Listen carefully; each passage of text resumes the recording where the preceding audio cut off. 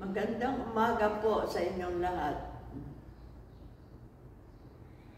Ipagpaumanhin ninyo na po ang hindi ko pagdalo ng personal sa makasaysayang araw na ito.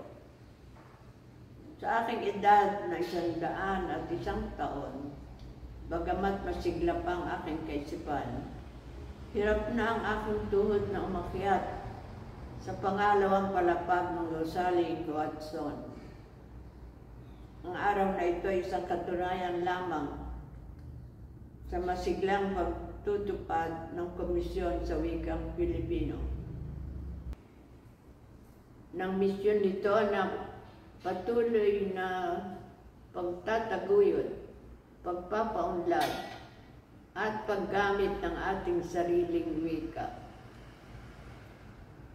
Ang Pilipinas ay isa sa mga bansang mayaman sa katutubong wika, ngunit nangangambang mawala ito kung hindi mapapangalagaan. Ang paggamit ng ating katutubong wika ay mabilis na naglalaho sa pagpapanaw ng mga ninuno. Sa kakulangan ng bokabularyo sa iba't ibang wika, larangan ng pag-aaral at gawa. Sa paghiram sa mga dayuhan ng salita at kung minsan ay purong pagkatang isip lamang.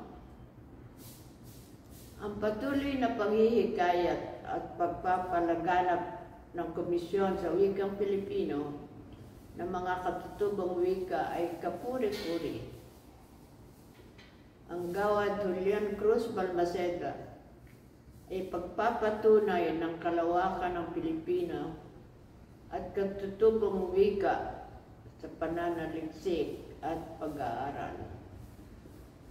Sa ngalan ng pamilya Balmaceda, manugod naming binabati ang mga nagwagi sa Gawad Julian Cruz Balmaceda taong 2025 na sila Christine May Nares ng Pamantasan ng Bicol sa kategoryang thesis at si Mariel Diaz Liwanag ng Universidad ng De La Salle sa kategoryang disertasyon.